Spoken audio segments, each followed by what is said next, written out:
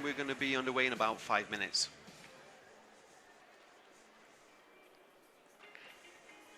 Stadium goes quiet while we wait for the announcement for the male athletes. In blue, Farzan, Ashour, Zadeh Fallah from Iran.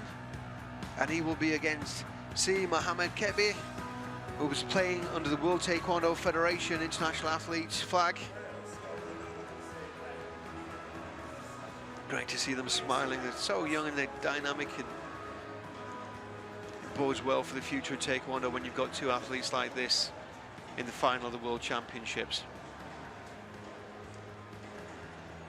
Coach actually looks more stressed than the athlete.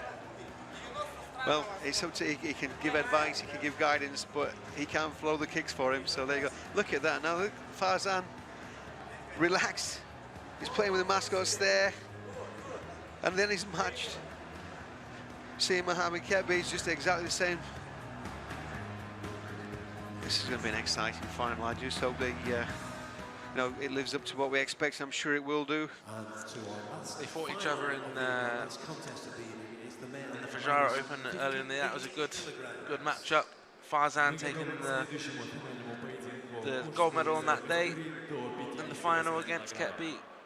But this is a world championship. Absolutely. I mean, Farzan has got to be the favourite going into this. He's been so phenomenal on the Grand Prix series, and we work out. There's no doubt about it. When you've seen what he's done in the World Team Championships in Mexico in December, he's got such an arsenal of kicks. He's got such self-belief and confidence. He may have been a little bit shook in that semi-final, but if that was the case, it's not showing now. See Mohamed, equally unfazed by this stage. We're in the final of the World Championships here at the Tractor Arena in Chelyabinsk, and there you've got two young men who are just coming out here looking relaxed, looking calm, waving to this crowd. Is it an act? Or are they really that confident? It's amazing. It's great to see already.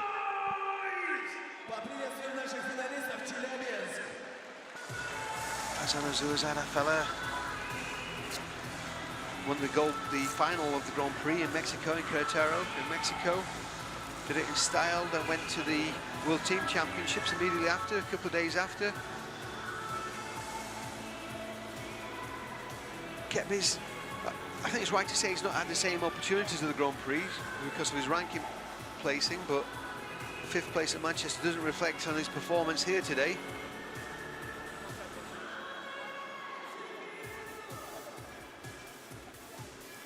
So, we're scheduled for 3 rounds, 2 minutes. Song Chul Kim, Olympic referee from London 2012, from Canada, will be the centre referee for this game. One of the most proactive referees around the world. You've seen him at every Grand Prix. He won't allow any messing about in this match, I can assure you. He's a very firm referee. The players like it like that, though, don't they, Luke? It's like you know where you are with referees. There's no indecision, there's no indecisiveness that might affect the outcome of the game. He's straight in there. Like you say, there's no messing about with him. If you breach the rules, you're going to get punished. Some referees, they might let it go sometimes, then they might punish you again. But with him, you know exactly where you are. Abide by the rules, and let's fight. So we're seeing the test there on the head guards. You can see they're looking at the monitor. They've got a monitor just at the front of the court, and they want to, even though the referee makes a decision, makes the call, they want to know that it's scoring properly. So the final of the male 58 kilogram division. We have Belgium in red, Iran in blue.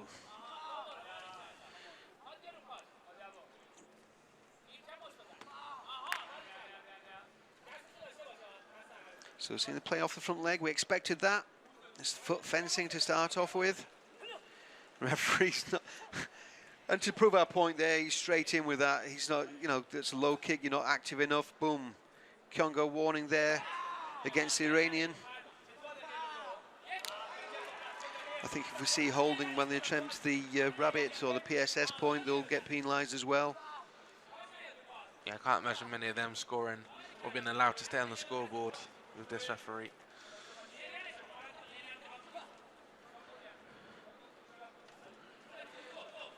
Belgium again taking that centre ground against a slightly taller opponent, but the Iranian goes high. Counters with a high shot, then he counters with body. No point score, but it's a sign of things to come in this match. Farzan goes off the front back leg then. Ketbi just tries to reach for a face kick or a head kick. Just missing. Just going to measure each of the close point there. And Farzan takes the first point to the body. And against the body, doesn't register strongly enough. Sorry, it does register, but not quite strong enough for just adjusting the shin pad there. So in case you weren't aware, Taekwondo is one of the safest sports. We've got the sensor socks. His shin guard on his left leg is actually tucked around there. The athletes wear a groin guard, forearm guards, the gloves, gum shield, as well as the PSS, trunk protector and head guard.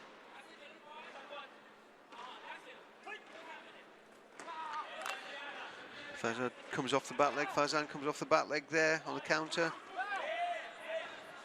It's very sharp. Ketbi tries a punch. I think that was a little bit optimistic, that call on that one. That shout trying to influence the judges, but they weren't falling for it.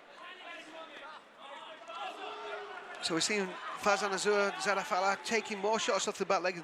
Maybe clash legs a little bit there. Belgium tries a back kick. Farzan's up to 3 points from the body shots. So, close call match, but from short body kicks rather than a headshot. Definitely a situation we're more used to seeing Farzan in. Commanding from the get-go, really. Picking up the simple one shots on the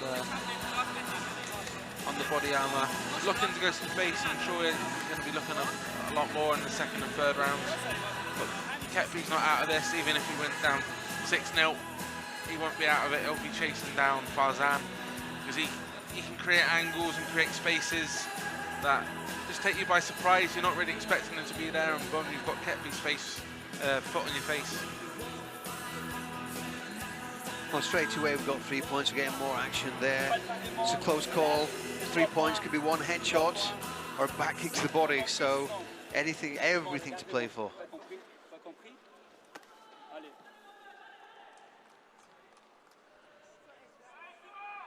Seems to be having little problems there with the shin protector.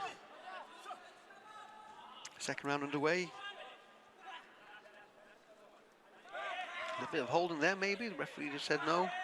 It's on the blind side of the referee. He's probably getting away with that a bit. Ketbi's definitely looking like he's grabbing the dobok. But he gets a warning there for falling over. You're not allowed anything other than the soles of the feet to touch the floor. Goes for the punch. It's not impacted enough. He's definitely reaching with that left hand. Try and hold. It's not worked for him, and in fact he's lost a point as a result of looking for that. The Iranian tries the punch, doesn't score. Ketbi came back with a hooking kick to the body. He also impacted but didn't score. I don't think the number of impacts will have any factor in this. I don't think this will go to superiority if indeed it goes to golden point. Tends to tie each other up. Can you see this? He tries to steal a point there.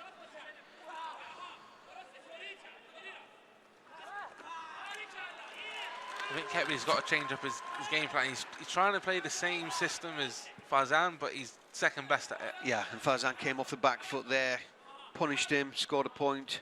5 kicks to the body now, 5 clear kicks to the body. Shin blocking there, again on the referee's blind side, so he's lucky. You're not allowed to block with the leg, with the knee or the shin. It's a nice attempted back kick, but out of range. Yeah. Goes high. Twist kick. Registered his first point. That'll settle him down just a little bit.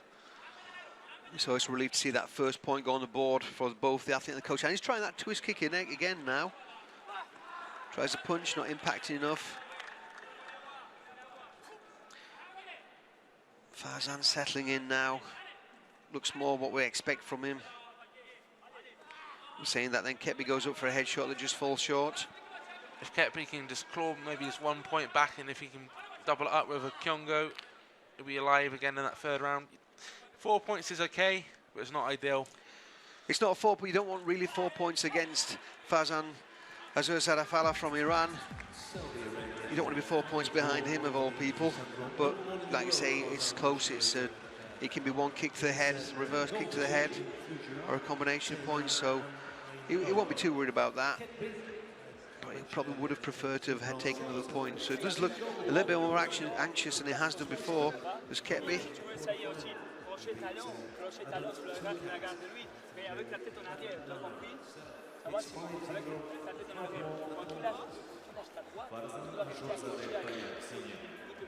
Coach again, very, very specific advice there. He's coaching in French. I would like to know what he'd be saying.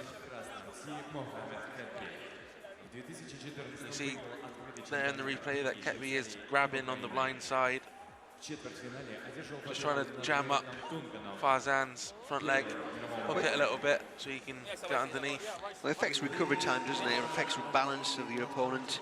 Holding the leg is a foul. You're not allowed to do that. But he's obviously quite skilled at it because he's doing it to the referee's blind side. It hasn't paid off for him, though, I might say. He's been pickpocketed a couple of times. Twist kicks worked again, though. Or was it a hook kick? 5-2.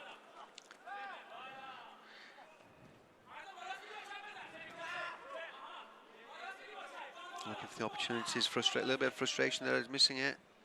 We're in the final round now of the male minus 58 kilogram division. Tries for the punch.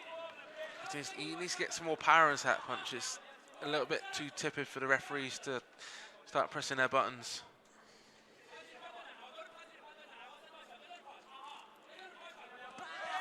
Nice attempted back leg. Goes up high, goes high, just falls short. That would have turned it around altogether, would have been into a tight position. Goes for the punch, a bit stronger, but out of range. Farzan holding that centre ground now. Trying to pick his opponent off, as he just did there. It's a clever tap, but he needs to be cautious, goes in for a tight. They're both trying it, they're both registering points, or registering impact, but not points. Headshot there. Did we see that? No. It looked like it to me. Look, what do you think? It might have just tapped the helmet, but it's not on the face, so the coach can't replay it. No, of course not. No, if it wasn't a strong enough impact, the PSS didn't record it. 40 seconds now. Ketbi's got to apply some more pressure. Do you think he'll go for it, or do you think he'll settle for the silver? Ketbi will definitely press. It's 5 points, but he'll be pressing all the way. He doesn't give up, this kid. 5 points, 30 seconds left, just over 30 seconds left. Goes low there, looking not to... He's got to be looking for more options. He's got to be spinning now. He's got to be looking for 3-point headshots, 3-point body shots. Yeah, Farzan celebrated the body shot. He's moving his shoulders around, trying to... 20 seconds, he's still looking for single points. Farzan picking him off as he moves in. Well, the form box. Oh, nice twisting kick there by the Belgian. It's not going to be enough. It's not going to be enough at this stage. Another penalty. 5 seconds left. 5 points. He's got a 4-point technique that knocks down the Iranian. But it's not going to happen. 2 seconds, less than 2 seconds. That's the one.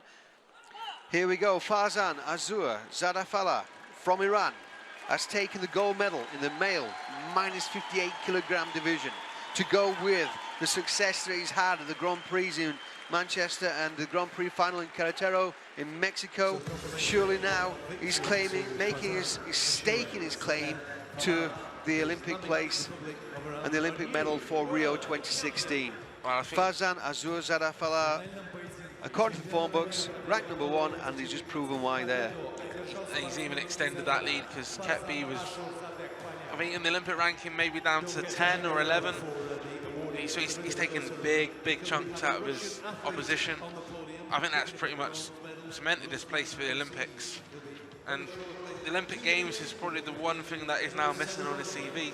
And he's a very young... It's a very young kid. It's hardly surprising he's not there yet, but good grief. I mean, There are many people probably in that field that this is probably their first major championships, and they're 25, 26. Yeah. He's 19, holds it all. 19 years